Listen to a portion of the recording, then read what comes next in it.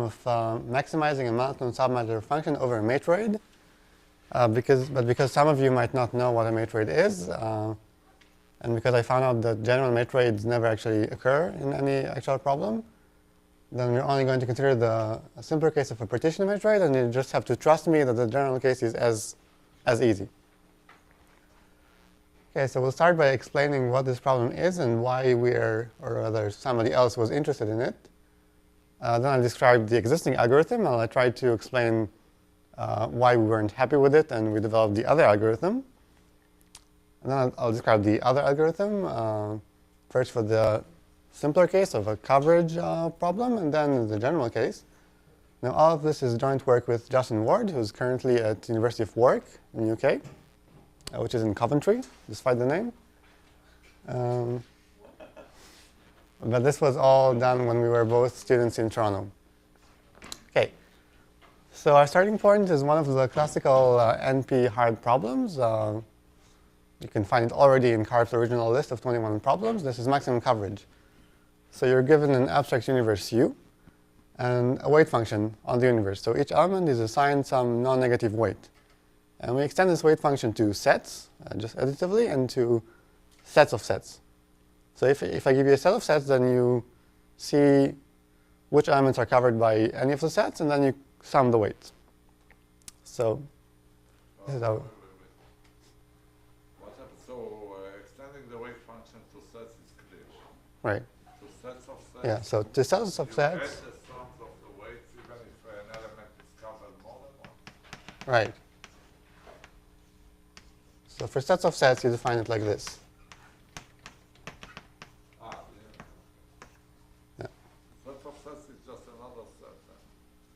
Yeah. So here the S's, you should think of them as sets of elements.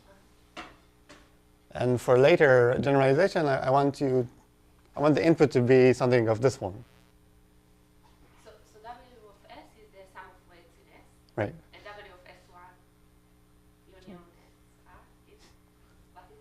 Well, it's the same thing. So this is now just a set of elements. So yeah. Like the union, the sum. Yeah. Yeah. Okay, and we're giving a family F of sets and a number R. So those of you who know matroids will know why it's R.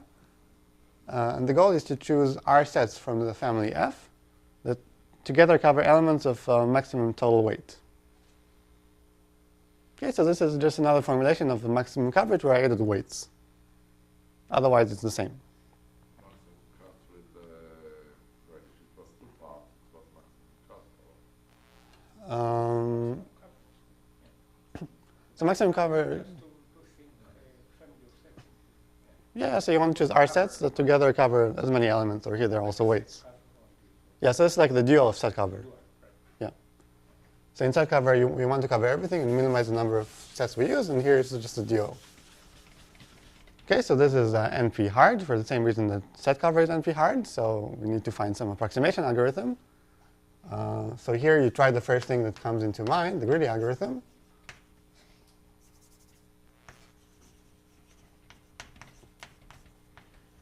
So you choose.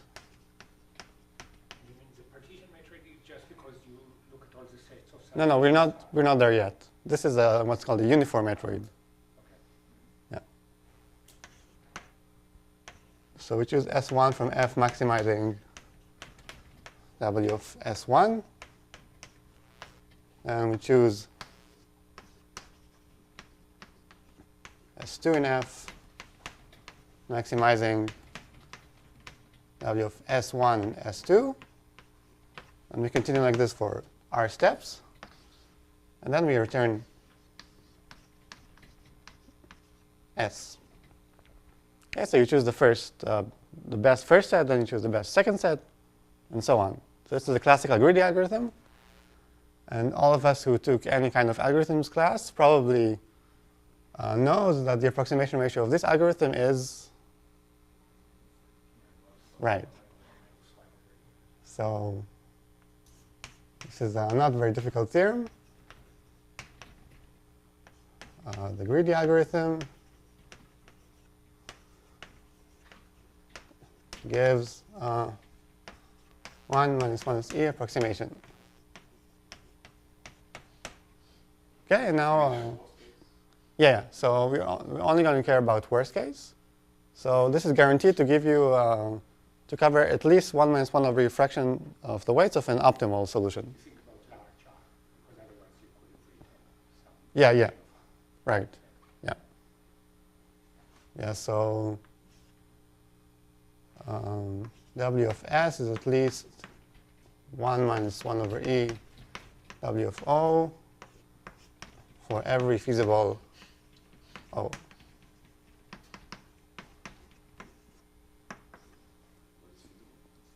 Satisfies the constraints. Yeah. Yeah. And now the nice thing is that if you believe that P is different from NP, then this is actually the best that you can do. So this is a theorem of Feige from '98. So if there exists polynomial time 1 minus 1 over E plus epsilon approximation algorithm, where epsilon is greater than 0, then P equals NP, yeah, which most of us don't believe. Some of us might believe. Okay, so what does it mean? So for this problem, we have this trivial algorithm, and as long as you only care about worst case, then it's also the best that you can hope for. If you get this, it will also give set cover, which is better than log n, right? Yeah, but for set cover, it's a bit more complicated technically, and only last year you got an actual NP hardness result. Yeah, but already in '98, yeah, so this is similar for those of you who know CSPs. There are these approximation resistant predicates, and for these, the best algorithm is just take a random assignment, and if you only care about worst case, you can't do any better. So this is another demonstration of this phenomenon. And now we will see in the more complicated problems that I'm going to describe, it's not true. So you need to use more sophisticated algorithms to get the optimum. Okay, so this was maximum coverage, and now the usual way that this algorithm is analyzed is you look at some elements and you look at how many elements from the optimal solution you don't cover, then at each step you have to cover elements with some specific, you have to gain something compared to the optimal solution. So you could have chosen one of the optimal sets, and that's how the argument goes. So it refers to elements. But actually, you can come up with some other argument which assumes less about the function. So as it turns out,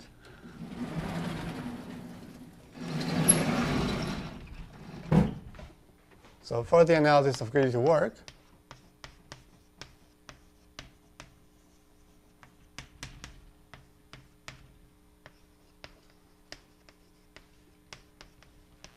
it's enough to assume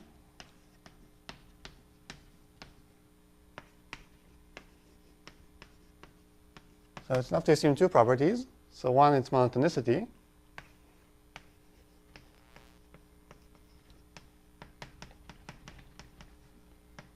This means that if B extends A, then W of A is smaller than W of B. Right, so if I give you, so here A and B are sets of sets. That's why I wanted to talk about sets of sets. So if I give you some collection of sets A, and it covers some particular set of elements, and now I add more sets, and I'm covering more elements. Right? The other... So here it's an included.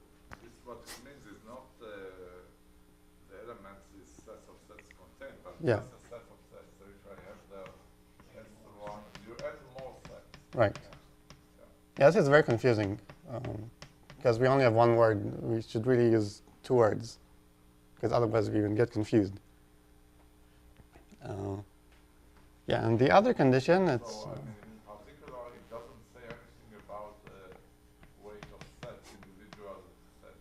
Yeah, so actually what's... That if I have the weight of 1, 2, and 3, one set, of the elements 1, 2, and 3 is less than or equal to the weight of the set 1, 2, 3, 4. Right, because here these conditions, they never look inside the sets. So we have the sets and the collection of sets, and for us the sets are atomic objects. We don't know what happens inside. Yeah, because really all these sets is just an example, right? So Yeah, later yeah. you will not even have collections of sets. You will just Actually, I will, because then it's simpler to see what's going on.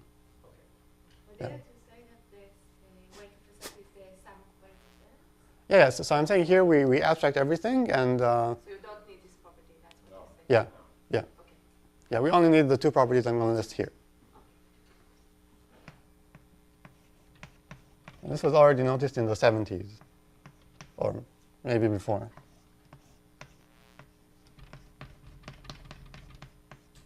So this is this property that has lots of different formulations. So here, A and B are collections of sets, and X is a single set. So now we see how many elements are covered by this set A, and how many more are covered when we add the set X. And we claim that this is decreasing as we add more sets to A. So here's the picture. So this is A, and this is the set X. So here, this is a collection of sets, and this is just one set. And then what appears here is the total weight of elements here. So you write class for union. Yeah, but only when I add a single element. And I also have minus. Single element is the same. Yeah, here a single, yeah. And now there's the larger set B, which is like this. This is B. And then whatever appears in the right-hand side, so this is the left-hand side. And on the right-hand side, it's only this. So it's decreasing. Yeah, so that's just intuition. That's what would happen if it was Yeah. some weights of elements. But it's diminishing return. Right. So this is like a type of convexity or whatever, concavity.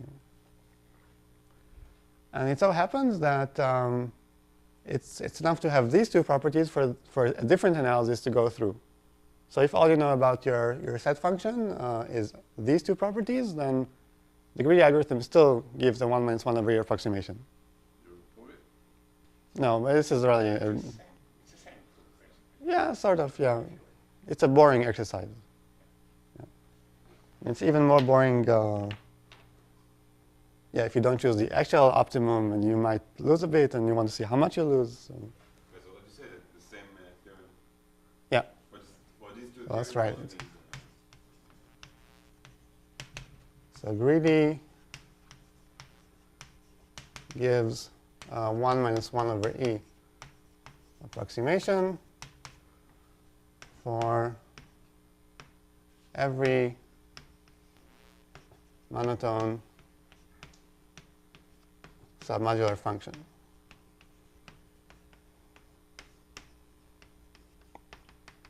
And this is Fisher, Nemhauser, and Woolsey. I mean, not that it's difficult, but 70s. Okay, and we have a matching lower bound.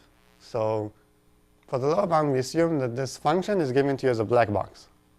So in some box that you can give it a set and it outputs a number, and you have the promise that it satisfies these two properties. So in this setting, so the same two people, it could be a different order because it could be a different paper, but so some permutation. So if an algorithm for monotone submodular maximization has an approximation ratio of 1 minus 1 over E plus epsilon, where epsilon positive, then makes exponentially many queries to the black box.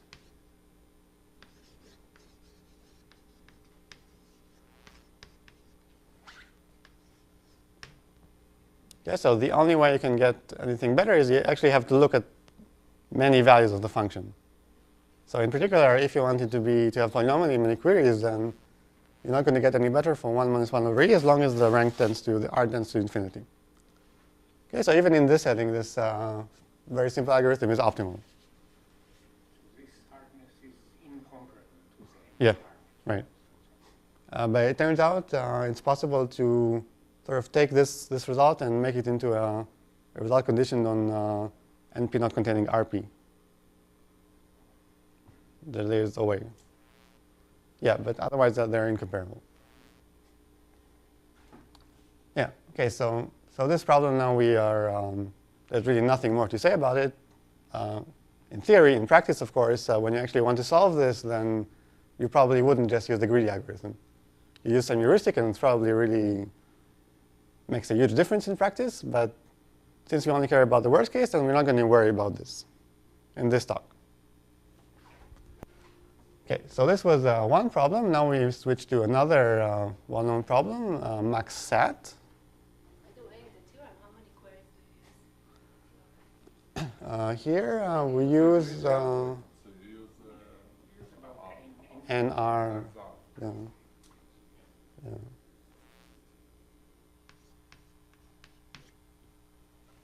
Yeah, so it's pretty fast.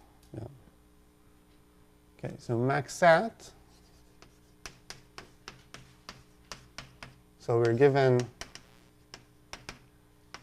CNF phi. So do we all know what a CNF is? A collection of clauses. So collection phi of clauses. So here would be an example. This is a clause. Yeah. A weight function.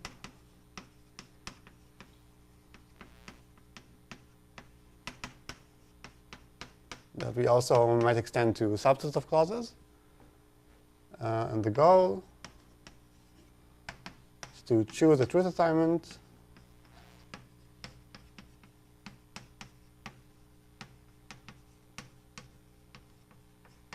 maximizing the weight of satisfied clauses.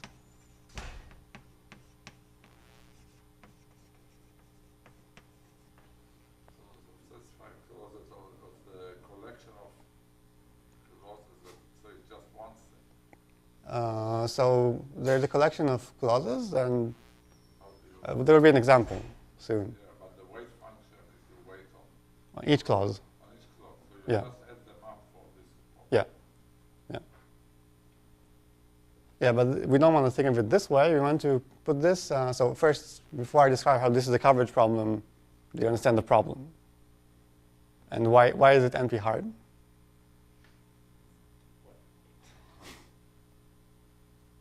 It's a trick question. Why it's NPR? It's because of satisfiability. Right. So if you want to be very formal, the decision version is NP hard. Yeah, some people care. Okay. It's a true assignment, even though it doesn't satisfy it.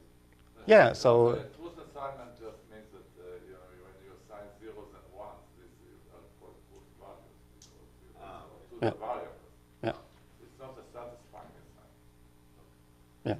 So, Yeah, we'll see an example soon. But first, I want to explain how this is a coverage problem. So maxsat as a coverage problem. Yeah. So the universe is going to be the clauses. The weight function is going to be the weight function. Now, f is going to be collection of these sets, so they're labeled by literals. So literals are variables with a negation.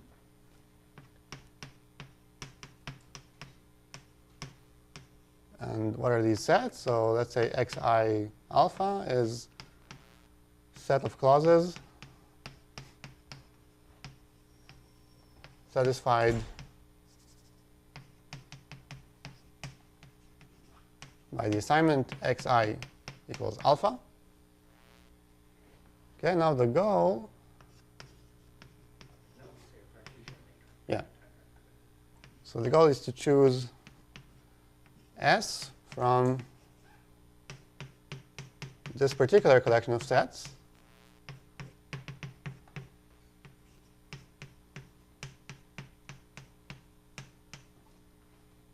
maximizing W of S.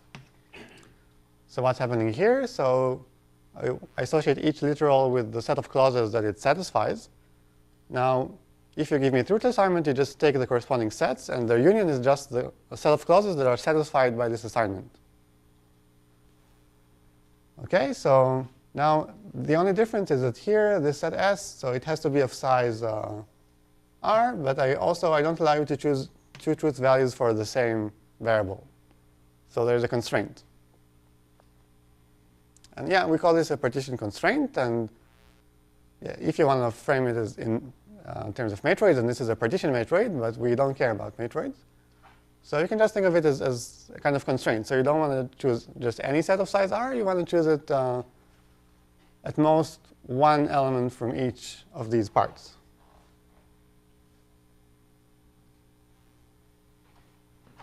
Okay, now let's see how well does the greedy algorithm work here. So we have to modify it slightly. So we choose S1 in the same way, but now when we choose S2, then it can't be in the same part. It has to be from a different part. When we choose S3, it has to be from a third part, and so on. But otherwise, it's very similar.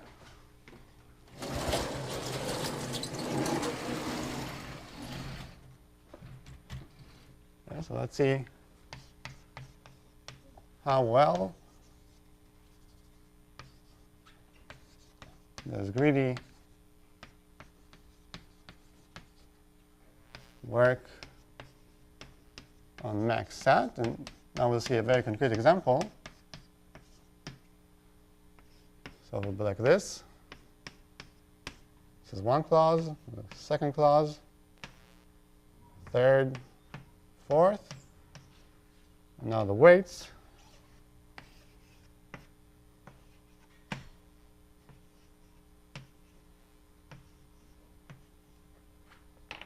Okay.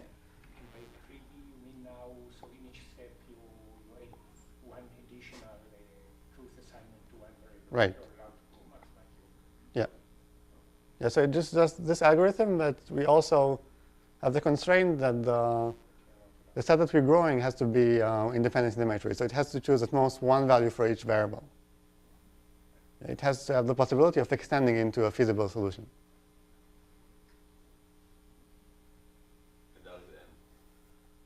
Yeah, I think I even changed it to R there. Yeah. So R is just the rank of the matroid, which is the same as the rank of the vector space. This is why we use R rather than N. OK, so what is the best assignment for one variable? It's x1 equals true, because it satisfies 1 plus epsilon clauses. So this is a greedy algorithm.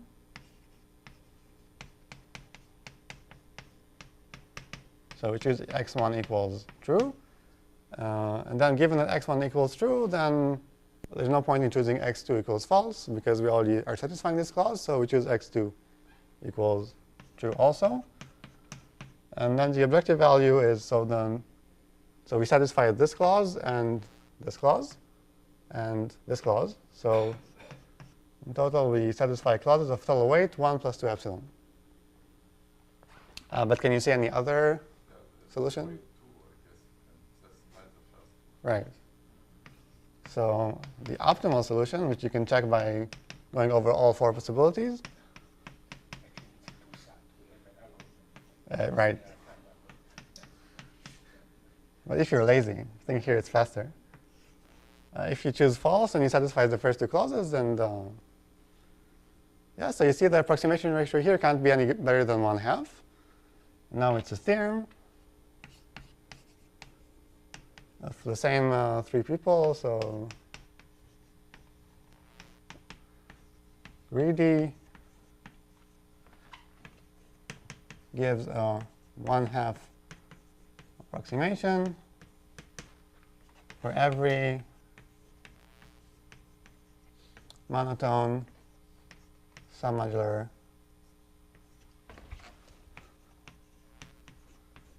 function, every matroid, but you don't have to care about this part, just every kind of constraint of that form.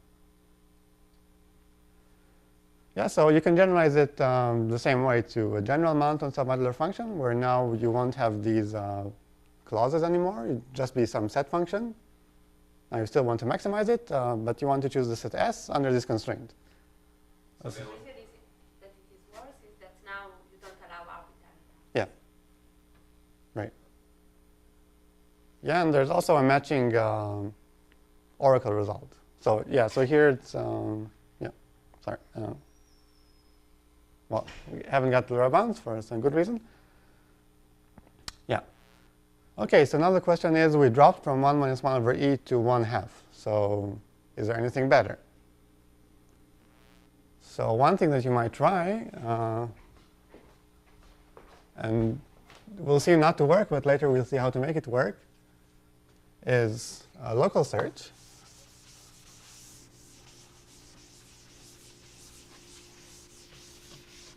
So just because the greedy algorithm worked for the simple problem, so now let's look for the next simplest algorithm, which is local search. And that's probably actually useful in practice. So what's the idea of local search? We start with some solution, say the greedy solution. And now we try to improve it. So we replace S with some feasible t, which is of the form S minus A plus B. So you should read it like this, such that the weight of S, so the weight of t, is larger than the weight of S. So it's a better solution. And you do this until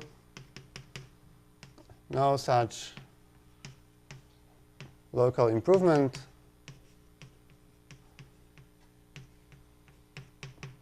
is possible. Yeah, so this is not quite how you would code it. In the maximum example, you are allowed to change the value of one variable Yeah. at a time. Yeah. There is nothing, the locality will Right. adjust this. Yeah, so what you do is you have this set S, and now you look for all the possible ways of changing exactly one point. And you go over all of them. If none of them improves, then you give up. And otherwise, you choose one of them according to some arbitrary rule of your choice, and you continue. Now, this is not really a polynomial time algorithm, although you can make it a polynomial time algorithm. And the reason is that maybe your improvement is very slim, and you'll continue improving just by a bit, and it will take you a long time to settle down. And we'll take care of it later. But let's see how well this algorithm works here. So actually, already this greedy solution is locally optimal. So there's no point in changing any single element. So you can check it. If you change x2 to false, then you lose this. And if you switch x1 to false, then instead of this 1 plus epsilon, you only have 1. So yeah, equilibrium in game theory. Yeah.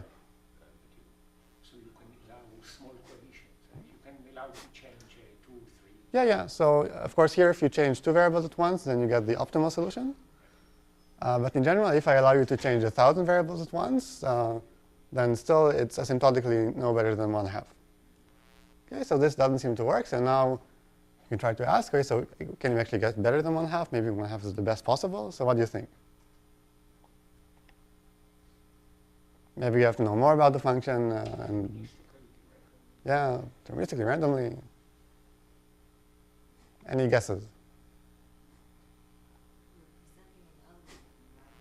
Yeah, but maybe this algorithm only going to work for functions of type x or type t, say.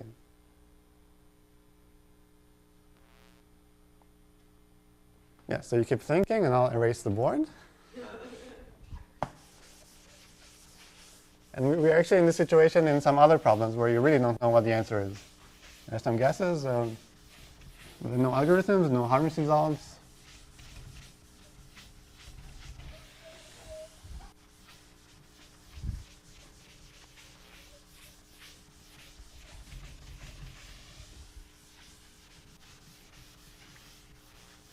Okay, so any guesses?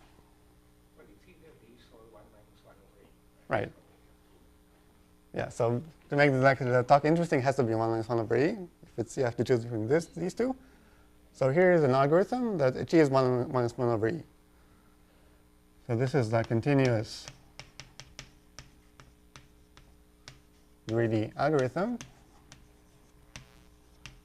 due to Vondrak and other people. So his wife just won the Fields Medal. So, yeah. It's not called Vondrak, that's the first woman. So first we have to extend the definition of our function f, w. Yeah. In his lecture, he gave that here is a lemma that my wife for me. He showed the proof. Yeah, it's a nice person. So we had this function w, which was from the set f to non-negatives, but we can also think of it as a function of this form. So now it gets 0, 1 arguments indexed by the possible inputs, and it outputs a non-negative number. So now we're going to extend this to some function from the interval 0, 1 to the f. Okay, and the way we're going to do it, yeah, because usually we call it small f. And Family of sets is also f, right, yeah, I didn't think about this problem, so let's say small f. small. Well, this would be too confusing. Now this will be phi? Phi, okay. Okay, so phi of a vector x is the expectation of w of s, where I is in S with probability xi independently. Okay, so now it's a vector of probabilities. And now I choose a set according to these probabilities. Yeah, and this gives me something in expectation. So if you write it out, then you find out that it's multilinear. And that's why it's called the multilinear relaxation. No, so there are other relaxations. Lovaas relaxation is different. This is different, yeah. Can you repeat that? Yeah. So now I'm giving a vector of probabilities for each set, for each point. Let's call them points, even though we think of them maybe as sets. And now we take a random set, which is defined by putting the point I with probability xi.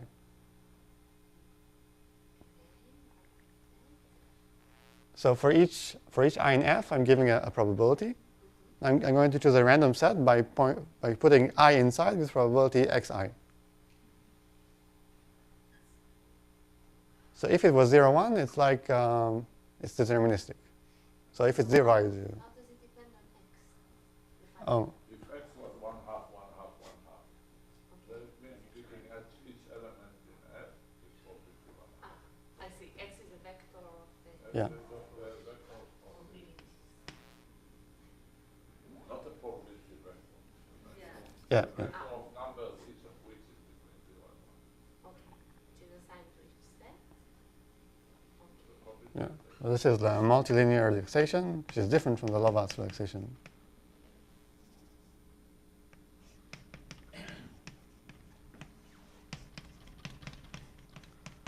Now this is a nice function, so you can show that because the function w is monotone, then this function is also monotone.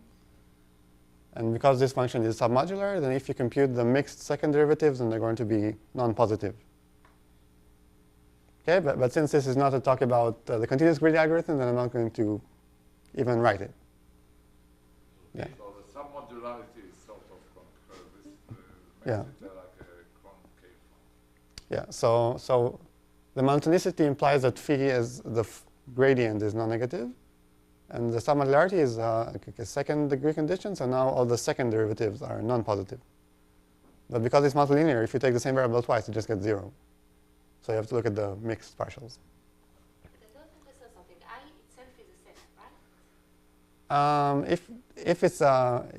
If it's a covered situation like in maxat, then yes. But in general, it could be some abstract thing. So S is a set of sets. Yeah, yes. So we'll have to move between these two possibilities. It's going to be confusing, but it's going to survive. Yeah, but I agree it's very confusing. So WS is the sum of Yeah. W of I. Here it doesn't care, but once you introduce a matroid, you don't need to. Yeah. Okay, so now I can give you the actual algorithm. Maybe. Yeah, so it's a continuous time algorithm. That's why it's called a continuous greedy. And actually, it's I'm told that it's a Frank-Wolf type algorithm. So if you know what that means, then Say it again. Frank-Wolf.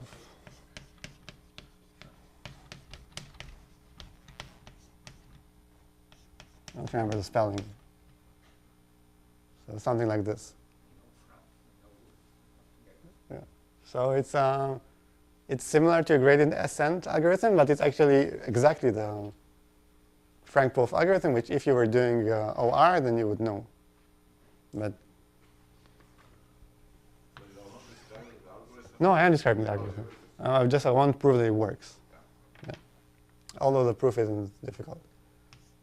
So you start with a vector, a 0 vector.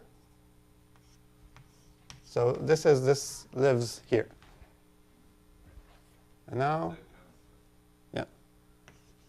Now you're going for t from 0 to 1.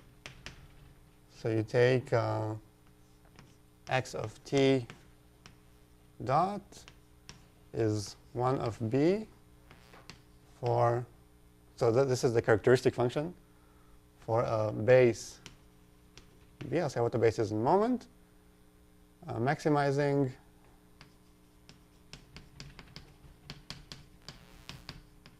the inner product with the gradient.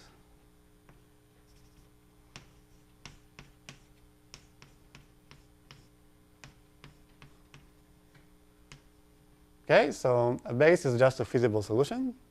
It's called the base because that's what you call it in matroids. It's like a basis in a vector space. So in this case, for max out, it's just a truth assignment. And this is just the corresponding 0, 1 vector. So we're going to look at the gradient of phi, and we're going to choose the base that maximizes this thing. So we're just going to, yeah.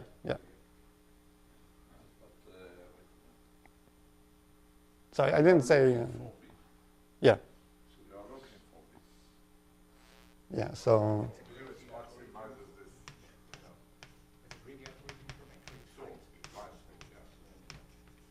yeah, so you're going to find this basis b using the greedy algorithm. Because this function is just linear. So now we have some linear objective function. As it turns out, the greedy algorithm is optimal for linear functions. Yeah, this is also something that you actually know because it's in algorithms 1. I mean, for minimum spanning tree, it's the same. Yeah. Okay, so we just have to trust me. Of course, we run it in continuous time, so you can't actually, it's not really an algorithm yet. And now I'm claiming that the result x1, so it satisfies. So let's call, I erased it. So let's suppose that, yeah. So you are looking for this base continuously. You are looking for this base, Yeah. which maximizes this, and then you set x of t to be what? This is the derivative. The derivative. Yeah. Okay, so you move in this direction. Yeah. That's right. Yeah. Yeah, this is, I thought it's gradient ascent, but actually it's Frank-Wolf. You thought it's It's just gradient ascent, but it's apparently a descent. Apparently it's called Frank-Wolf. But how do you actually calculate? Well, not this way. We'll get to it in a second. Yeah. And now, so let's say that f is,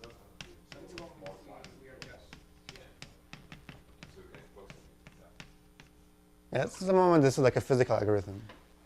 So let's say that f is f1 times fr. So these are the partitions. So say in max sat, the fi is just the xi plus xi minus. Then it satisfies that if you look at x1 I for the coordinates in Fj, then it's a probability distribution. Okay, so if you look, say, at the coordinates corresponding to F1, then they are non-negative and sum to 1. So now you choose a set S in F1, Fr, according to these probabilities,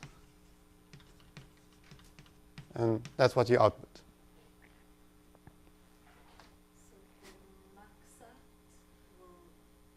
we're looking for an assignment that maximizes the whole thing, the W.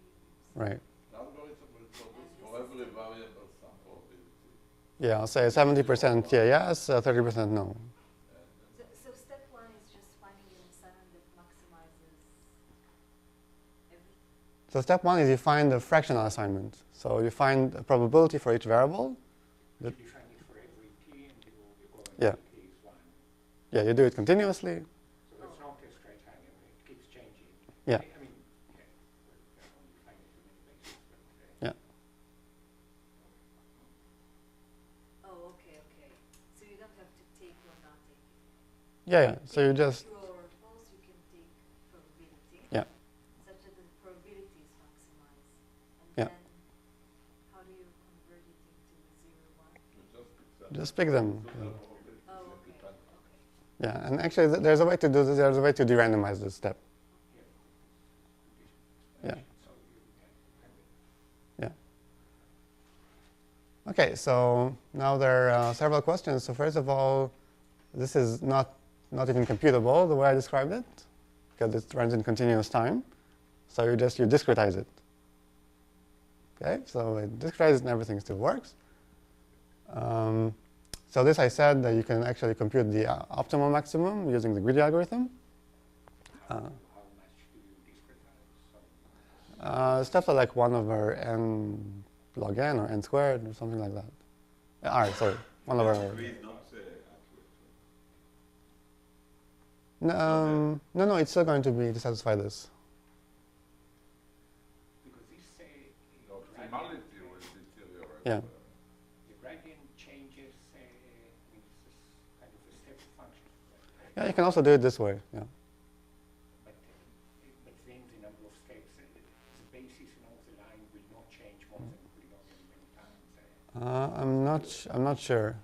No, so you still have to. So you have to say, okay, if it's going to change very soon, then let's just forget about it. Yeah. Yeah, but for the analysis, I think you also need the third order condition, so that you can find them efficiently. Okay, so is the algorithm sort of clear? I haven't really described it, but And so the approximation is the expectation? yeah, there's a way to de-randomize this. So yeah, so here the approximation is going to be an expectation. So I just say how the analysis works. So at each step, you could have considered the optimal set here. And this shows that if you look at this thing, and this is at least W of the optimal set minus phi of x of t. Okay, so it gives you some differential equation. And the solution is phi of x of t is at least 1 minus e to the minus t W of opt when you solve the differential equation. Okay, so I'm not explaining how you get this, but this is the idea of the analysis. Yeah, so yeah, for your questions, this gives you a 1 minus 1 over approximation in expectation, because when you do this rounding, you don't lose anything in expectation. This is a nice feature of this multilinear expectation, relaxation. So when you do the rounding, then you don't lose anything. Now this sort of rounding only works for these partition matroids. In the general case, it's much more complicated and very slow. Yeah, this was actually done before, but I gave it to Svirodenko. Then there's no point in describing it. And I said that this step can be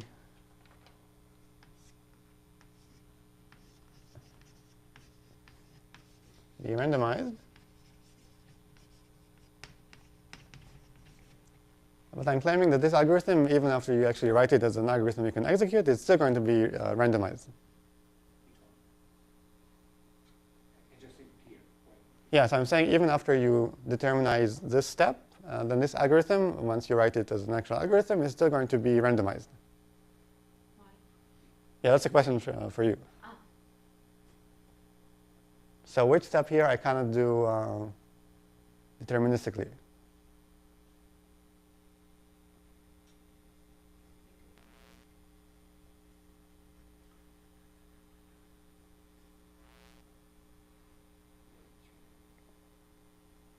Okay, so let's say I want to compute the gradient. Yeah. The gradient you need to sum. Yeah, so why is that difficult? So the gradient, forget about the gradient. So let's say I just wanted to calculate the function phi. Okay, so how can you do it? So if you wanted to calculate it exactly, you have to go, it's an exponential sum. So you can't actually do it. You have to sample and approximate it, estimate it. And you will lose something in the estimate, but if you sample enough, it will be fine. As a result, this algorithm is randomized. So we still think we are in the black box. Yeah. Yeah, if this function is a covered function, so it came from this set cover kind of setting, then you can compute it exactly. Yeah. And then actually you can replace this part with a linear program, which is step 2. Yeah, so this algorithm is randomized, and we don't like randomized algorithms. So this was one reason to look for a different algorithm. This algorithm is also very slow, but now there's a fast variant of this algorithm. And another reason to look for another algorithm is that this is sort of not combinatorial and complicated. So in the simple case, we just had the greedy algorithm and it worked, and now we have to do all this. So if you actually looked at the rounding in the general case, it's really bad. So do we really need to do so much work? It doesn't make sense. Why can't we do something simple? Okay, so this was our motivation, and you can say later if we succeeded or not. Okay, so now I'm going to get to actually the new stuff. So even for the rounding, you again have to compute expectations, right, on the way of the rounding. Yeah, yeah. So it's the same thing. So even the rounding, I don't quite see how you do it. No, there's a way to do it deterministically. Say with what's called swap rounding, then you represent your vector as a convex combination of vertices, of bases. Of a large number. Yeah, but the number is always like it's most of the dimension or something. So you use, So this part works in like r to the 7th. It's very practical. And then whenever you have two, you can choose only one of them is going to work. Yeah, so you can, that's not the problem. And you can also do this rounding at each step. Yeah, so that's a way to have this algorithm look combinatorial if you wanted. Yeah, but it's still randomized. Yeah, so here we had this example. And now what I'm claiming is what we would like so our algorithm to do. So we start with a greedy solution, and now we want to use local search because this is the next simplest algorithm. I'm claiming it should be good to change x2 to false. Now, why is that? So in the current situation, we're satisfying this thing, and this thing, and this thing. Now, let's say I switched x2 to false. Okay, so we lose this, and we gain this. So now we cover clauses of less total weight, but we gain something. So what did we gain? Now this clause is satisfied twice. And why is that a good thing? Because whatever happens in the next step, it's going to remain satisfied. Okay, so this is the idea behind the algorithm. And surprisingly, this algorithm is going to work. This was a big surprise.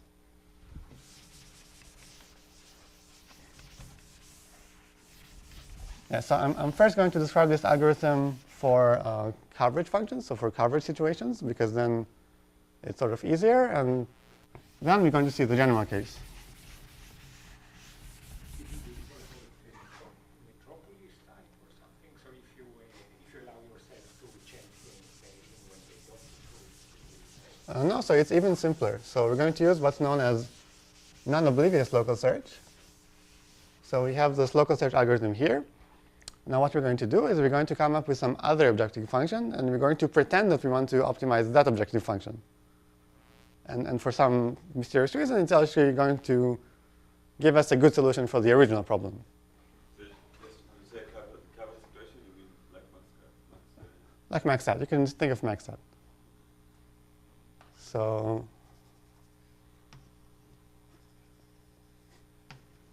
yeah, so this is non-oblivious local search.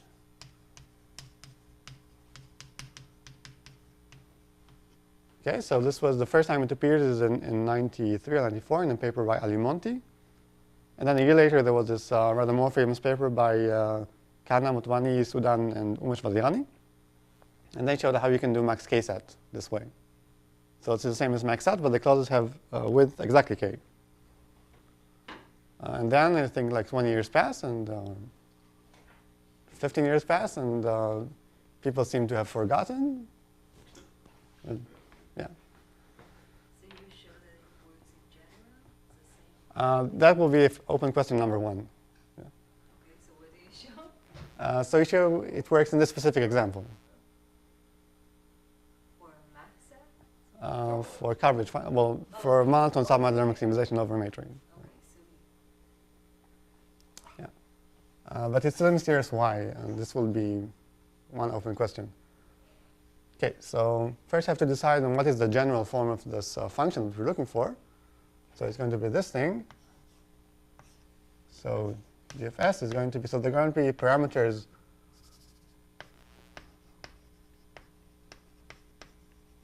alpha 0, alpha 1, alpha r. And the idea is that if an element is covered I times, then we're going to boost it by alpha I. What's the weight of What's the weight? Yeah.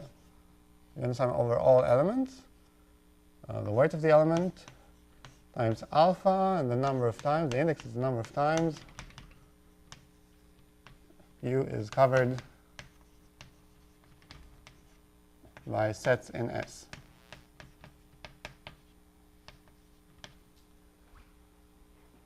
Okay, so just remind you again, this is only for these maxsat-like case. And later we'll do it in general. Okay, so this is pretty simple. Now the question is, how do you choose the weights, and what is the resulting approximation ratio? Okay, so the way we're going to analyze the approximation ratio is we're going to say, okay, so here is, so this is approximation ratio. So given the alpha i's, then we're going to say, okay, here's the output of the algorithm.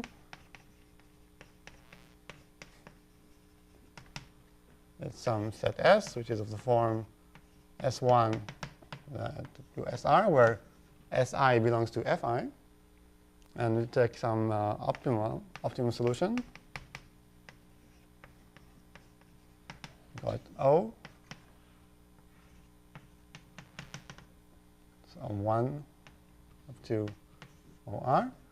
And we say the algorithm could have considered switching SI for OI, but it didn't. Okay, so when we get that G of S is at least as big as G of S minus SI plus OI for all I. And actually, it's going to be enough to look at the sum. So you can do some symmetrization and see that it's enough to analyze this constraint.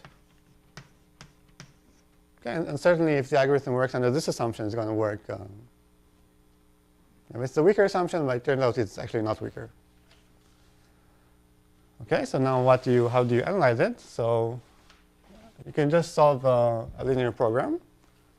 So let's assume that the weight of O is 1. So now to find the worst case, we need to minimize the weight of this set S. So this is the minimum W of S, given that W of O equals 1, and this sum.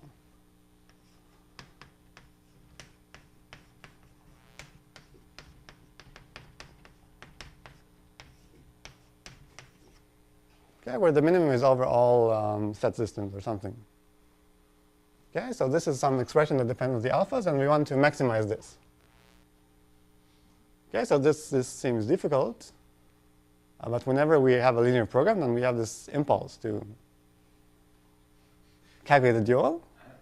And when we do the dual, we'll have a maximum, and then we have two maximums, there's one maximum, everything's going to work.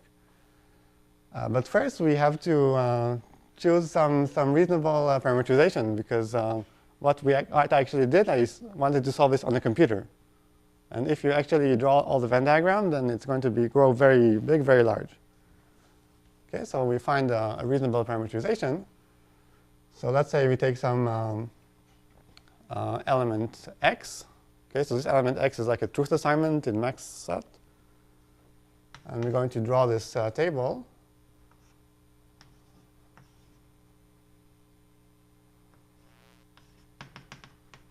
Okay, so we have two R-relevant sets, and we're going to see which of them contain it. Okay, so let's say it's like this. Okay, so these are the only sets that contain this element. So it's S1, S2, S3, O3. Maybe I should draw the columns. So now for each element, I'm going to assign it a type. And the way I'm going to do it is I'm going to look which of the sets in S and in O contain it.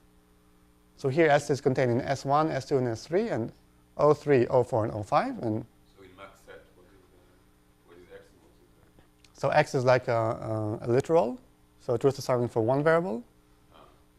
And this is a set of clauses that are satisfied by this assignment in the solution outputted by our locus set algorithm. This is some optimal solution. So whether you put a check if one is in the set.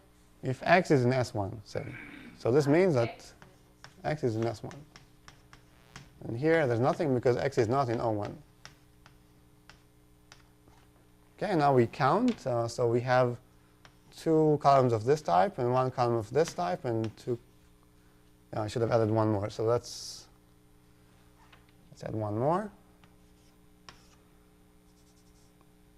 And three columns of this type.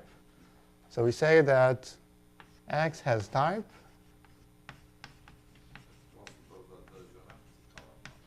Yeah, there's actually lots of empty columns, but we don't need to count them because they all sum to R. This is how you calculate this sum. That's what it Yeah, this is how I calculate the type. Yeah, it's how many columns of each of the three different types you have. And you can also have an empty column, but that's not interesting. Okay, and now we're going to define W of L CG. It's going to be maybe we should call it W. So let's say this is omega. This is different from, so this is the total weight of elements of type LCG. Okay, now we're going to write this linear program in a more manageable form. So this is going to be, I'm going to minimize the sum over. So we need to have at least one column which has a V in the S row. So that's exactly if L plus C is at least 1.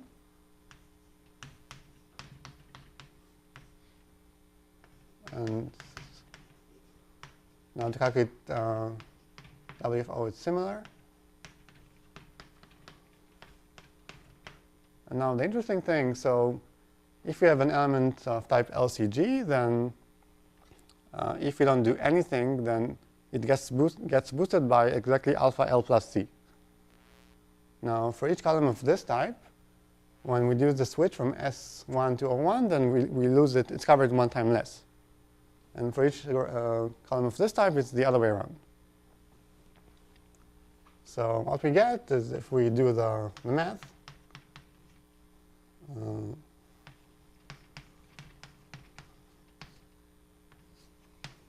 So you have to believe me.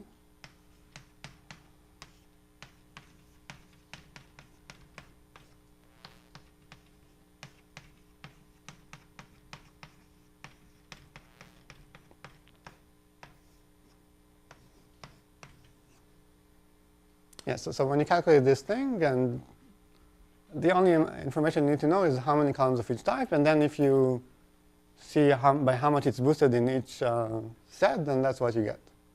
Both of them, the indices are the same. No, this is +1, this is -1. Oh. Yeah. Add times the difference minus that. Okay, so now we have to calculate the dual, and you see it's actually very simple.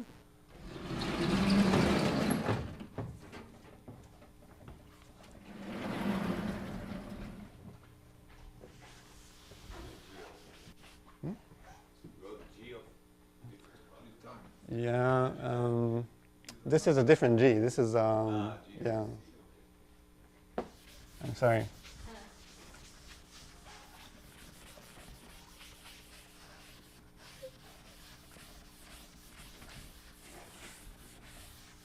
Yeah, so now the dual. So this is going to get the variable theta, and this is going to get the variable zeta. Now the dual is going to be maximum over theta such that, so now we have, for each original variable, we have a constraint. So for LCG, what you get is zeta times this thing.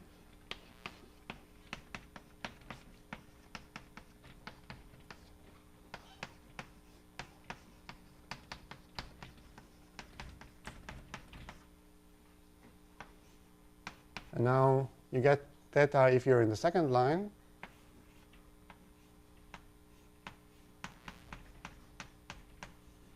So this is this bracket notation. It's 0, 1, depending on whether the predicate is true or false. So G plus is greater or greater or equal? Greater or equal.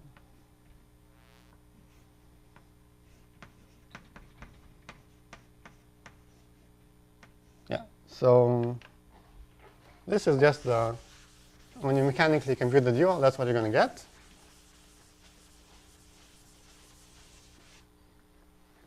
Okay, and now you look at the function of this zeta, and you see that it's like awaiting this alpha sequence. So its actual value isn't so important. Say again? So this variable zeta, so what we're trying to do is we're trying to find the best coefficients alpha. And if you look at what zeta does, then it's just like scaling of the weights. So we don't really care about zeta, so let's forget about it. And now we can add the maximization on the alphas. Okay, now this is just a linear program. Okay, so now what you can do is you can program it and see what you get for each value of r. So r gets in because this is for all L plus C plus G, which is at most r. Okay, so you find something, and as r gets bigger, it gets smaller, and but the limit seems to be 1 minus 1 over e. Okay, and you can actually solve the infinite linear program where we don't have these constraints. And I'll give you the solution. So the solution is theta, which is the approximation ratio, is 1 minus 1 over e. And then the sequence alpha, it's given by this recurrence.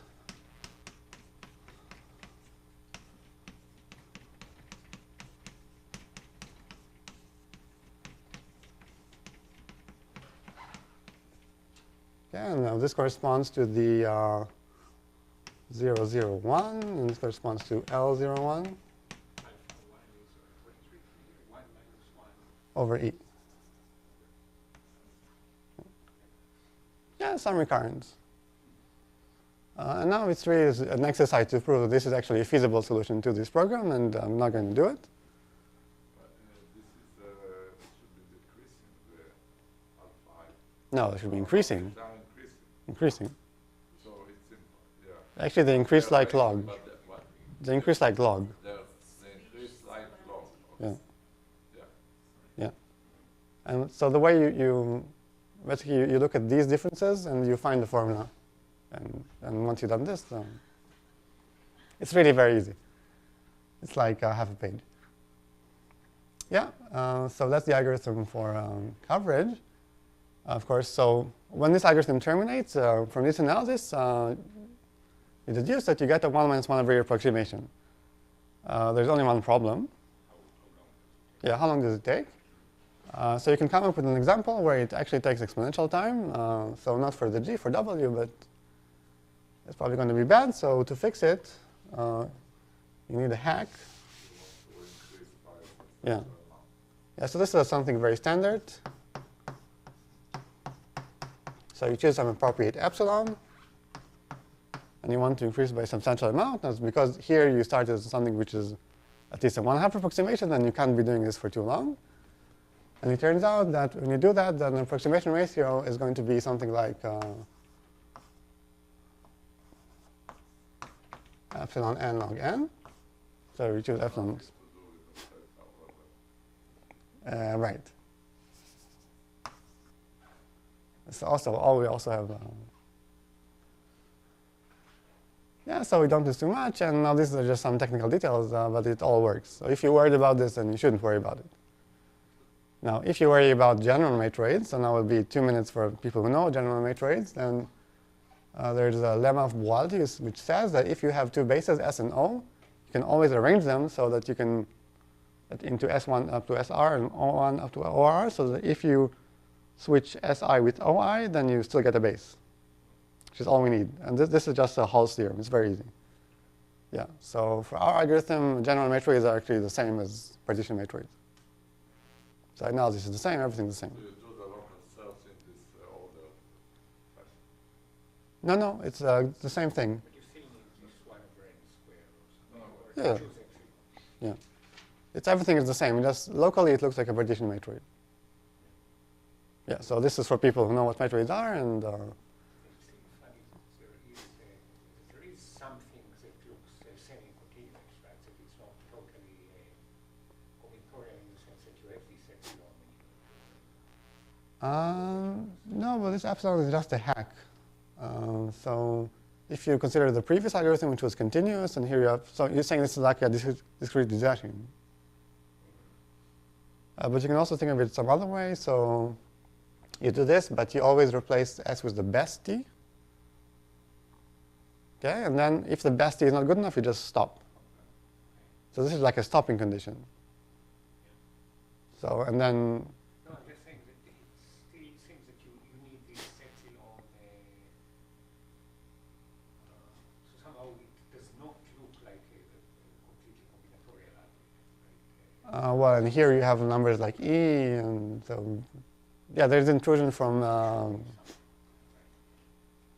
yeah, if you're worried, you can find rational solutions also. No, I mean, E is fine. You had the 1 minus 1 over E also in the greedy. Right. And the greedy algorithm is definitely combinatorial. Right.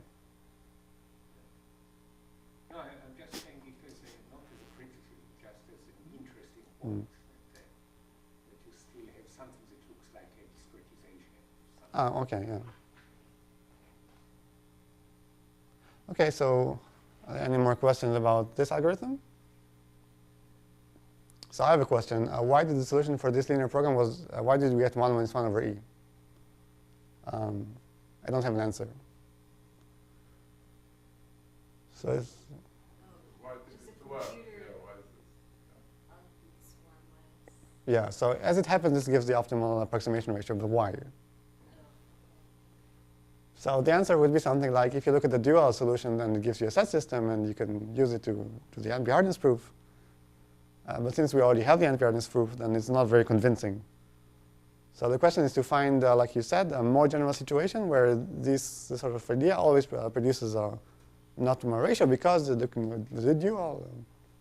But I don't know how to do that. So this is open. Condition, you mean modern optimization problem, where you don't So I want a type of optimization problem. Infinitely many optimization problems that, yeah. Yeah, but this 1 minus 1 over E appears in many things. And you said that it's because the alphas Yeah, no, the question is not why you get 1 minus 1 over e is why you get an optimal approximation ratio. So we solved this linear program, and this turns out to give the optimal approximation ratio. It could have given a different number. So I think it's a bit mysterious. So I wasn't even planning to, like, I was just surprised to see that it goes down to 1 minus 1 over e. Yeah. Okay, so this will be a good place to have a short break. And the second part will be shorter. Now we're going to step up our efforts, and we're going to get to first-year calculus, which you don't see that often in computer science. We're going to use integration by parts. It'll be very advanced. OK, so now we're back in the general situation. So now we're switching from W to F. F is this function which is monotone and submodular. OK, and we want to do the same sort of thing. But now we don't have these elements anymore. So this the definition we had before, it's not going to work. Oh, wait, what are you going to? So I'm not explaining what's on the board. No. Yeah, We okay, want to sorry. define the new G, right? Yeah. The question is how to define the new Yeah. G, because you don't have the notion of everything covered. Right. So this algorithm is going to be the same, but now I can't define the function g in the same way. That's the problem. And of course, the proof would be different. But now suppose that this f secretly was a coverage function. So secretly, it counts the total number of the total weight of elements covered. Okay. So in that case, using inclusion-exclusion, you can actually express the function, our old function g, in terms of just the values of the function f. And if you do the math, then you get this expression. Okay, so I mean, it's some horrible sum with. Do the math for what you is this if you what the Yeah.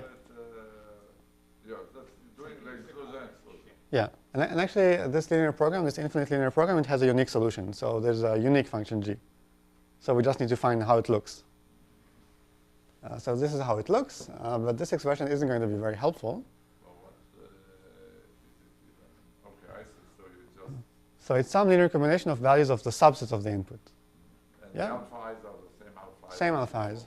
Yeah. But now a few months pass, and you find this other expression, which differs by constant. But it turns out that you can also write it this way. So now you have this integral. Because you don't like to have alternating sums. Yeah, this is going to be useless for us. You can't prove anything using it. Yeah. But it turns out you can also write it as an integral. So What about the alpha i's? no alpha I. So for this alpha I. Actually, for this alpha I is multiplied by some. In the top row you have alpha Yeah, i. but now we substitute. I'm substituting the alpha i's. Oh, you substituted them. Okay. Yeah, I mean, the other reason this is not going to be helpful is because you also have to, I mean, you can come up with some double sum for the alphas, but it's not going to be, so now you're getting a triple sum, it's alternating triple sums. No, not helpful. But you can also write it in this way, so this equality is only up to a constant, but otherwise it's true. So this integral, which actually doesn't converge if t is empty, so some linear combination of this f of t for subset c of s.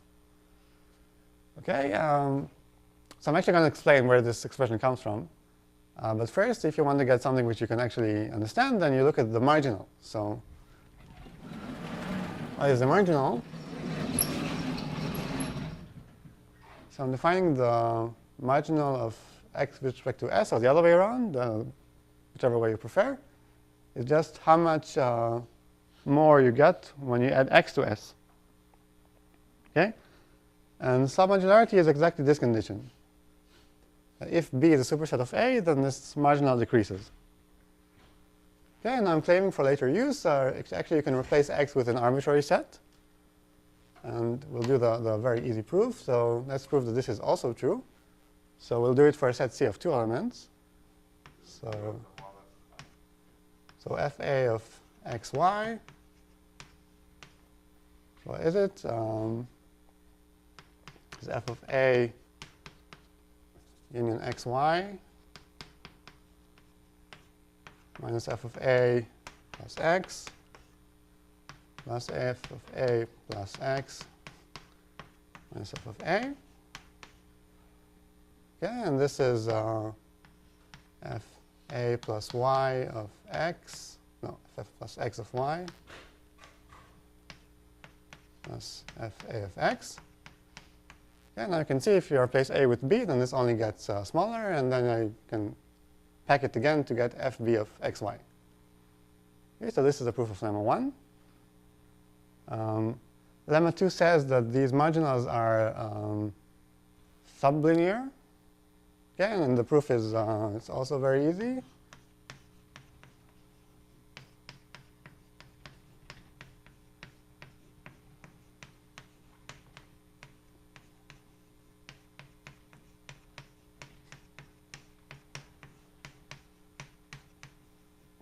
Yeah, so sort of you don't have to do anything, and it just comes out. Okay, so this is the level of knowledge that you need to know about submodular functions for our argument. Yeah. Okay, so we have these marginals, and now in terms of these marginals, oops, you can write, so the marginal of G, you can do the very easy math, and you can get it as an expression. X is an element or X is a set? X is an element. Yeah, X is an element, and now if you look at the marginal of G, then you get a linear combination of marginals of F. But now the coefficients are going to make sense. Okay, so what's happening in this integral? We choose a P according to this distribution, this density. And now we choose a random subset of S by putting each element in with probability P. Okay? And now we get take the expectation of this process. So we first choose P according to this density, and then we choose a random set, and we compute the marginal. Yeah, on the this should be a subset of Yeah. subset of S. Yeah, It sort of shows that indeed there is a connection between your algorithm Yeah, and yeah. the multilinear. right. So Summation chain now is for subsets of S as opposed to supersets of no, it's the same thing. subsets of Yeah. So it's going to depend only on subsets of S. Okay, so we have this nice nice description of the weights here. They come up from this random process. And I'm going to define mu S is going to be the distribution of T in this case. And this mu S, it's really only determined by the size of the set S and the size of set T. So I'm going to call this mu A of B. Mu A of B is the probability to get a specific set of size B if you started with a set of size A. Okay? So now I'm going to start by proving that this function G is also monotone and submodular.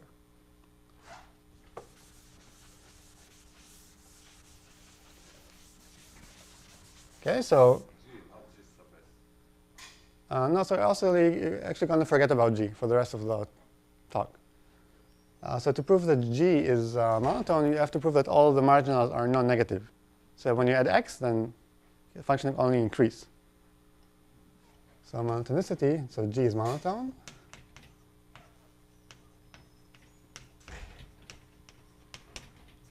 So why is that? So we want to prove that this is non-negative. And that this is what? This is you go over all some subsets according to some distribution. Okay, but because F is monotone, all these are non-negative, so this is also non-negative. Yeah, this is very easy.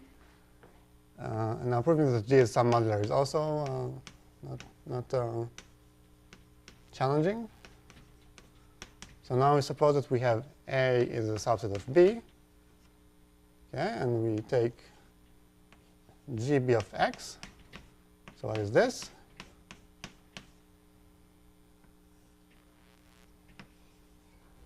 So we take C and compute the marginal. Now I claim, well, okay, so this is upper bounded by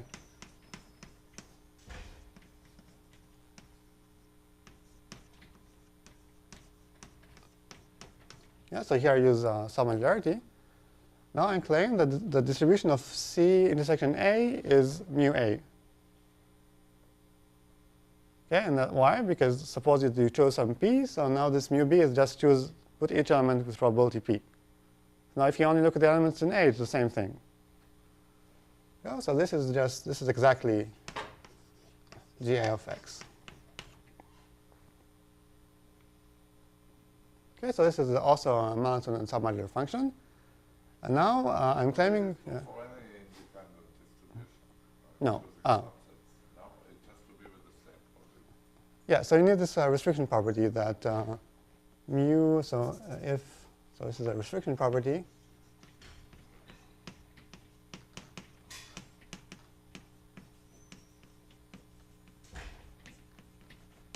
If A is subset of B, then mu B, so let's say if C is distributed mu B, then yeah. And I'm claiming that sort of this condition already forces your distribution to be of this form. For some distribution of the number. Yeah. And why is that? So what I'm saying is you can consider a general situation where you have some general weights here. So for each set S and T subset of S, you have some general weights, and suppose they're only dependent on the sizes. I'm claiming that for these arguments to work, the coefficients have to be of this form. Okay, and why is that? So first of all, they all have to be non-negative for this part to work. And second, from this restriction properties, it follows that if you look at the sum of all of the weights corresponding to some set S, so the sum of all the weights in mu S, then it's the same for all S. So you can just assume it's 1. So they're all now probability distributions. And they also have this extension property that if you add more elements, then you can always restrict. So now imagine you add an infinite number of elements. Okay, so now you get an exchangeable distribution. So according to definity's theorem, it has to be of this form. Some mixture of independent distributions. Okay, it's going to be a mixture. Yeah, it is a mixture. Yeah. And so what Avi says is that this doesn't tell us what P is like, but this is going to come up from the rest of the argument. Okay, so now how do you calculate this integral? So now we're going to come up with a formula for this integral. It's going to be very complicated because we're going to use integration by parts. Yeah, so we're going to, now we need to know something, to remember something from calculus. So what is mu A of B? So this is okay,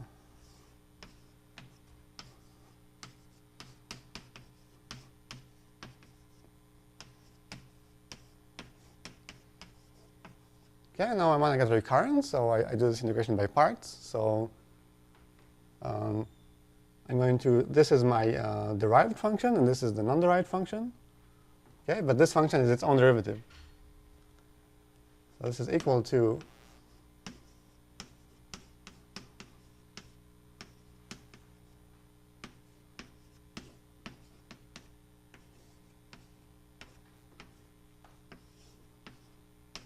now we have to take the derivative of this, so it's not very difficult.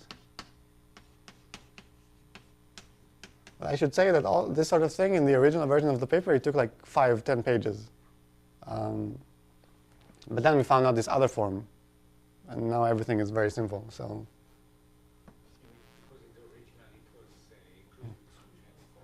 No, so there was a 3-term recurrence for the coefficients, and you did everything from this 3-term recurrence.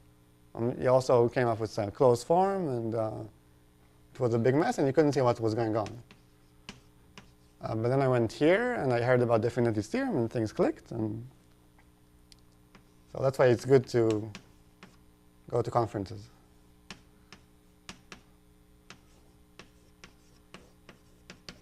Okay, so this is the integration by parts. And now this you can check. So this is usually going to be 0, but it can be e over e minus 1 if b equals a, and minus 1 over e minus 1 b equals 0, and 0 otherwise. And this is minus a mu a minus 1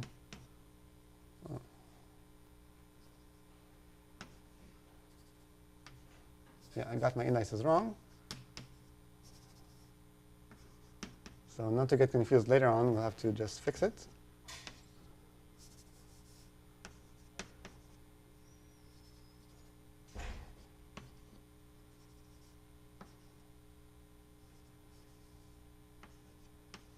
Right. So now it's b mu a minus 1 b minus 1 plus a minus b mu a minus 1 b. And you can see this is a recurrence, and from this you can actually calculate all the coefficients. And you can, if you really want, you can come up with an explicit formula. But you don't really want. OK, so now I'm going to prove to you that this algorithm works. Okay, so this is going to be not too difficult, but we'll have to actually do something.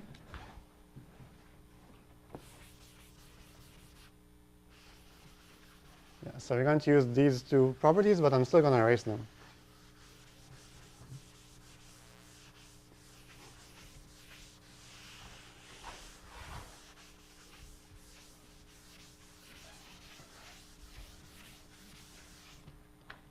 Yeah, so our goal would be to prove this, that e over e minus 1 f of O.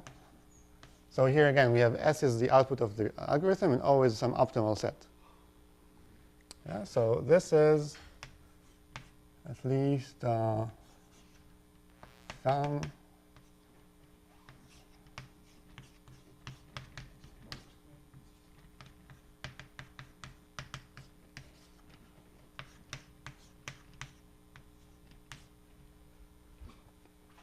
yeah, this is the correct direction. Yeah, let's see what I actually want. Yeah.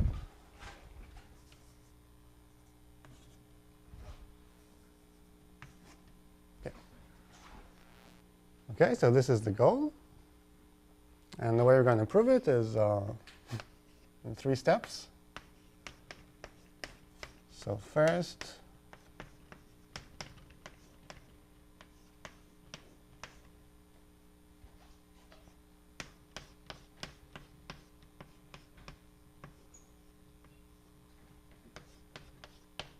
this quantity, and this is going to equal, this would be part A.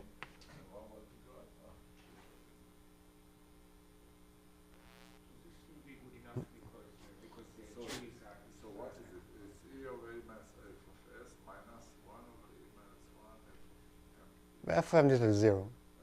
This is an assumption. Minus this expression. This is going to be equal to sum of g of s minus g of s minus si. And this is going to be at least, I'm only doing this because I know that people here like to see things proved. But I don't have any intuition about the proof.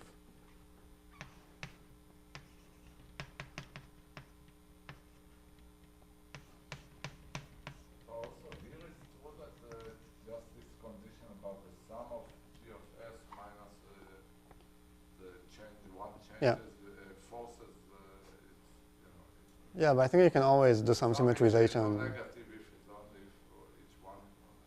Yeah. But that's not too surprising because you can always do some symmetrization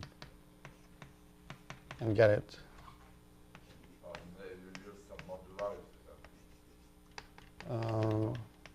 No, so we'll have to prove this. Each of them is a short lemma. So well, this is the same.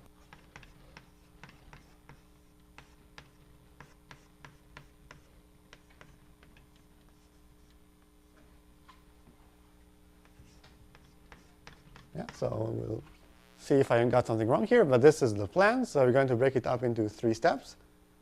Unfortunately, I don't have any intuition about what's going on here, so I can't really explain.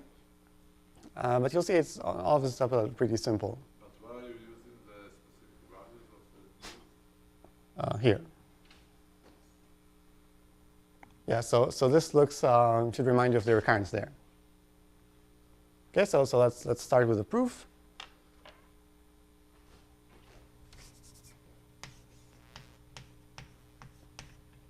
So we start with A. So we have some g of, so let's write it differently. It's g of s minus si of si. Okay, this is the same thing. Now we have a formula for this thing. So this is sum over I. And t is mu s minus si, f s minus si of si.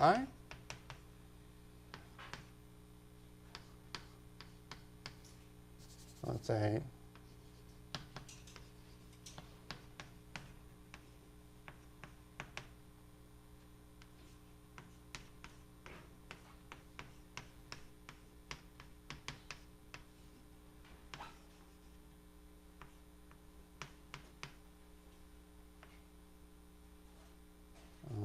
sorry.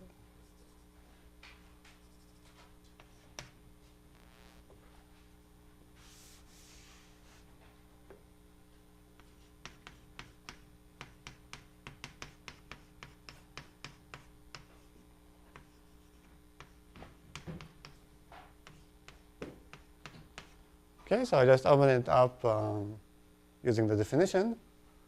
And now you write this explicitly. Okay, and now you ask yourself, for a given set t, what is the coefficient of f of t? Okay, so t can either be as this, appear as in this side or in this side. So in this side, it appears for each element in it. So this is sum over all of t. So the size of t, and now the coefficient is mu of s minus 1 t minus 1,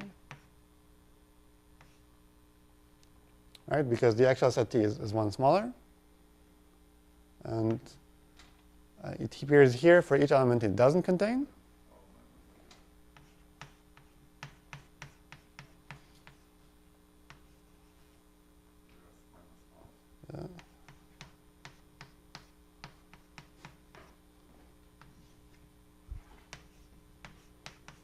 Now, if I didn't make any mistake, then now you plug in this recurrence and you get part A. And if I did make some mistake, then if you correct the mistake, then you'll then plug in, and then you will then get part A.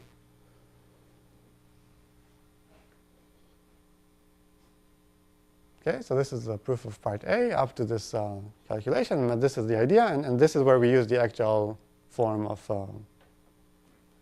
mu.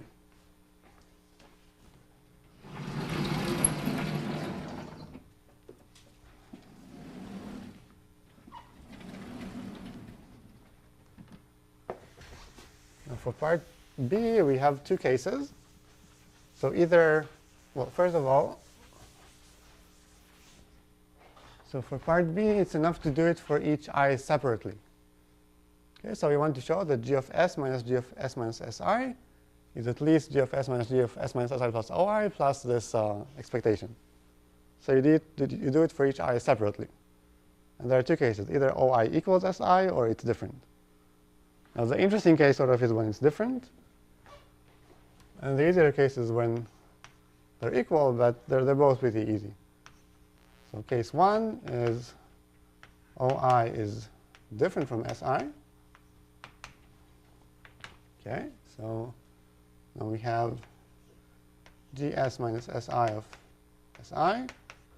Here we use submodularity. You have s minus si plus oi si. Now what's this? This is g of s plus oi minus g of s minus si plus oi. So this already looks very similar. So this is g of s minus g of s minus si plus oi plus gs of oi. Okay? And now if you open this up, then you get what's written there. So almost, but we don't have this minus OI. But because OI is different from SI, then OI actually is not going to be an element of T ever. Okay? So this is the proof for this case. Now, the second case, we actually going to have equality. So in this case, this quantity is just 0 if SI equals OI, because we removed SI and then we added up. And also g of S minus SI of SI is the same as g of S minus OI of OI. And this is the expectation over T of F of T of OI. Okay, which is not quite what is written there, but because of this restriction property, this is the same as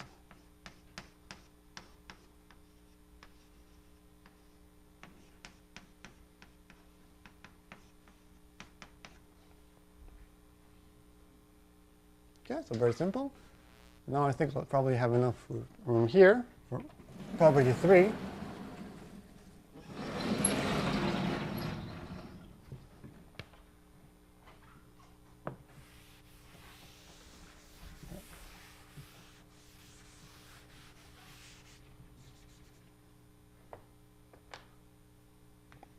So for 3, we're going to do it individually for each set T. So what you need to show is that sum over I of f of T minus OI OI is at least f of O minus f of T. Okay, and if you had this and then you put in the expectations, you'll get what you want. So the proof is very simple.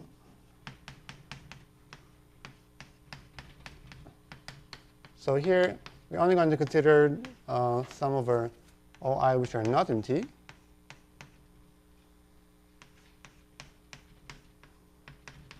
Okay? But what's the meaning of this? Yeah. Just a statement that you need to show. It's just Yeah.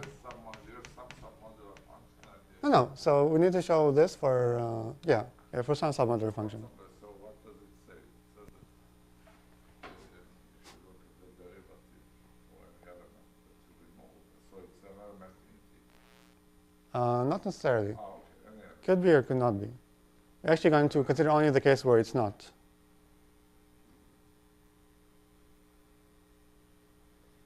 Yeah, so this was known before. I mean, it's all very easy, but this actually appeared before. So now, yeah, we only consider the I is not in T. Now we had this lemma 2 that I erased, and it showed that this is at least Ft of the union of all these OIs, which is exactly this thing. Yeah, and this is just what we want. So this is a submodularity. Yeah, yeah. This is submodularity. And also here we use the monotonicity. Okay, so this was the proof. Now that you've seen the proof, I don't know if you feel any better. Now you can say you've seen the proof. It would be great if we understood what was going on here, but So it looks that it is connected to the multilinear.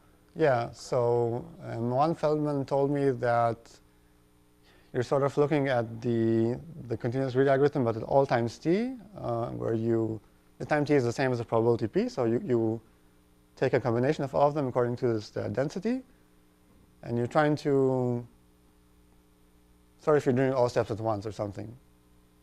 But I wasn't convinced.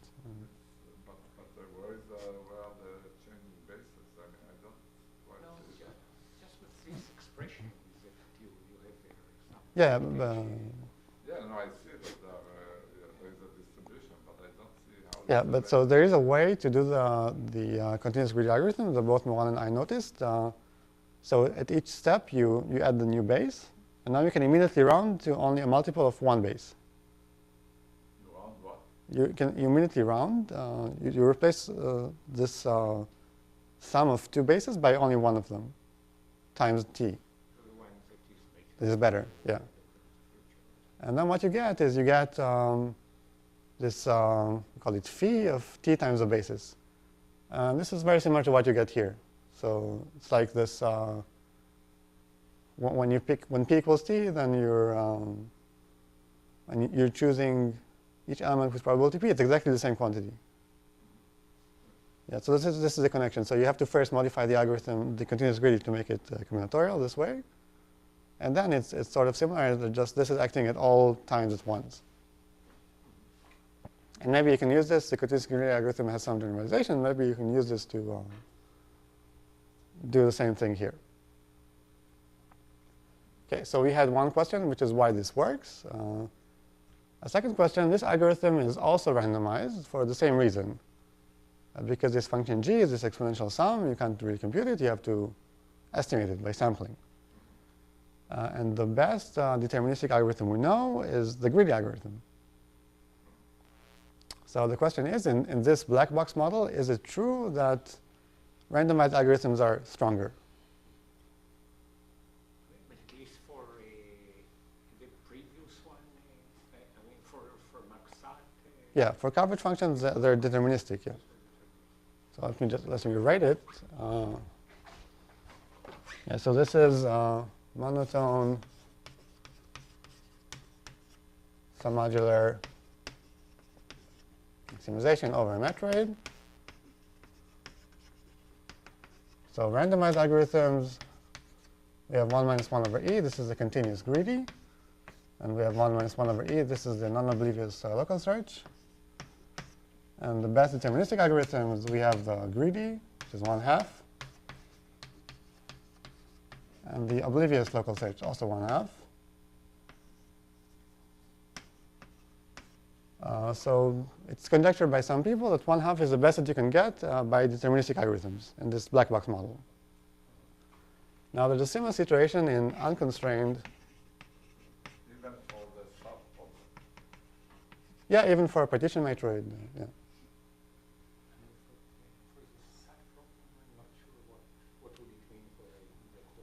No, this SAT is a coverage problem, so then we don't have. So now we have unconstrained submodular maximization.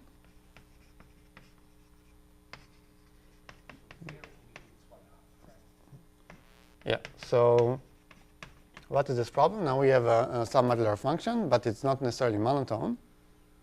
So if you look at my definition of submodularity, you'll see that it actually implies monotonicity. So you have to slightly change the definition to make it non-trivial. So we wanted that fa of x is at most fb of x. And this is fine, but x needs to be outside of b. So you have this. Now you can write it in the more familiar form for those who are familiar with this. It's the same. And so this is a submodular function. So the classical example is a cut function. So you have a graph, and the input is one side of the cut. And the output is the number of edges cut, or the total weight of edges cut. And this is always submodular, but it's certainly not monotone. It's also symmetric.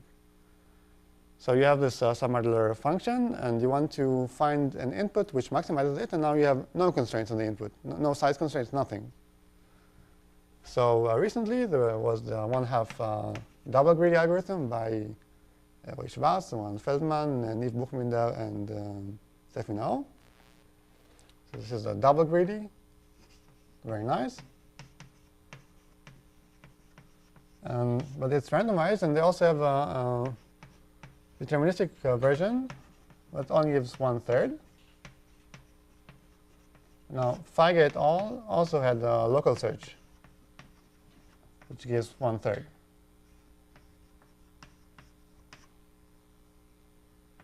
Okay, now the same question. Is it true that really 1/3 is the correct answer for deterministic? Because we know that 1/2 is the correct answer for randomized, at least in the oracle setting. You know, the trouble is that the current lower bound techniques, they apply to randomized algorithms. So you automatically get the lower bound for randomized algorithms. And the idea of these lower bounds is you take two functions, and they look almost the same, but they have very different maximas. But they're only different at some small part of the input, and if you're only going to query it in some small part, you're never going to see any point which is different. So to get a deterministic lower bound, you need some kind of argument which doesn't work for randomized algorithms. So some kind of adversary argument. Or maybe you can find a better algorithm. For the deterministic, I mean the monotone case, the only problem, the only reason you need the randomization for this sampling. So this is good enough reason to lose that. Maybe not.